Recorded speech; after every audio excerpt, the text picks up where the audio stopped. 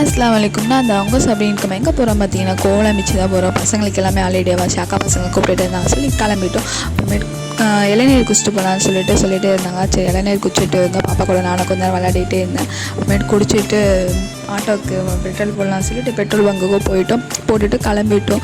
கிளைமேட்டும் நல்லா இருந்துச்சு காலையில் பார்க்க. அப்படியே போக போக வெயிலும் ஜாஸ்தியாகிடுச்சு. பசிக்குது சொல்லிட்டு இருந்தாங்களா, டீ குடிக்கிறேன்னு சொல்லிட்டு நிறுத்திட்டாங்க. சரி, டீயும் குடிச்சிட்டு இருந்தோம். அப்புறமேட்டு கிளம்பிட்டோம். எங்கள் மாமியார் வேறு வெயில் ஜாஸ்தியாக இருக்குது, கூழ் வேணும்னு சொன்னாங்க.